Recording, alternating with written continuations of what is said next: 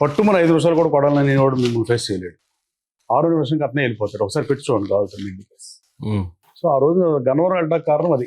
నా ఊరు కాకపోయినా రోజున కొడాలి నాని మాటల వల్ల, కొడాలి నాని చెప్పడం వల్ల, జగన్మోహన్ రెడ్డి నాకు పెనలూరు సీట్ ఇస్తానంటే అమెరికా నుంచి వచ్చా.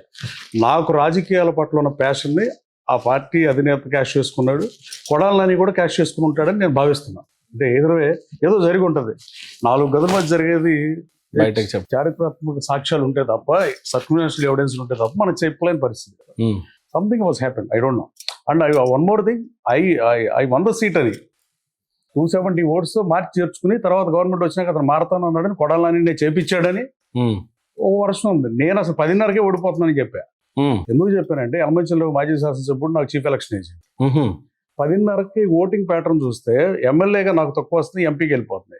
నాకు ఓటేద్దాం అన్న ఆతృతలో ఎంపీ కొట్టేశారు ఫస్ట్ ఓట్ అని చెప్పి నేను 10:30కే చెప్పా. కానీ ఎలాగెలగా ఫైట్ దగ్గర నేరో ఫైట్ అయింది. బాపులపాడు మండలం వెళ్ళేపాటికి ఇక్కడ రూరల్ మండలం 3,700 వాళ్ళకి ఎక్కువ వస్తే, బాపులపాడు వెళ్ళేపాటికి నాకు 30,50 ప్లస్ వచ్చాయి. సో లెవెల్ అయిపోయి నేనే 750 ప్లస్లో ఉన్నా. ఉంటూరు మండలం అనాదిగా 1,000-1,500 మండలం, 42,000 ఓట్లు ఉన్న చిన్న మండలం అది. సో అక్కడ మాజీ శాసనసభ్యుడు దాసరి బాలవర్ధన్ గారు కూడా నాతో పాటు పార్టీ మారారు. రోజు 4 సార్లు పోటీ చేసిన మనిషి ఆయన ఒకడే. 4 సార్లు పోటీ చేసి తెలుగుదేశం పార్టీ నుంచి 4 సార్లు కంటెస్ట్ చేసిన ఆయన నాతో పాటు పార్టీ మారాడు. కాబట్టి ఆ మండలం నాకు ప్లస్ అవుతుందనే లెక్కలో ఆయన లెక్కలేశారు, మన వాళ్ళు లెక్కలేశారు. కానీ బట్ సంభవ్ whatever happened is happy. ఇప్పుడు 37,620 గెలవడం గన్నవరంలో పుచ్చపల్లి సుందరయ్య గారు అని మహానుభావుడు కానీ, ఏకైక మనిషి మంత్రిగా పనిచేసిన కాకాని వెంకటరత్నం గారు కానీ, సెయింట్ జాన్ స్కూల్ విరాళం ఇచ్చిన వెలువోలు సీతారామయ్య గారు కానీ, ఇట్లా ఏ ఎమ్మెల్యే అయినా ఎవ్వరూ కూడా ఎవరికి ఈ మెజార్టీ రాల.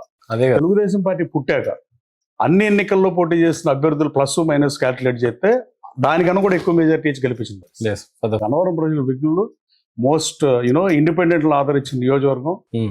సో గన్నవరాన్ని మీరు స్పెషల్గా చూడాలి. గన్నవరమే ఒక బ్రాండ్, నేమ్ బ్రాండ్ అని నేను అనుకోవట్లేదు. Gannavaram it self brand because of Puchalapalli Sundarayya గారు 55, 62, 78లో శాసనసభ్యుడిగా పనిచేయడం కానీ, ఉక్కు కాకాని వెంకటరత్నం గారు ఆ రోజు పిసిసి ప్రెసిడెంట్గా జయాంధ్ర ఉద్యమాన్ని లీడ్ చేస్తా ఆయన శాసనసభ్యుడిగా పనిచేయడం వల్ల గన్నవరంగా బ్రాండ్ వచ్చింది తప్ప ఏదో మీరు అడిగిన వంశీయ నేతనం వల్ల వచ్చిందో నేనైతే భావిస్తలే. Gannavaram is a brand. డెఫినెట్గా గన్నవరానికి ఆ ఖ్యాతి ఉంది.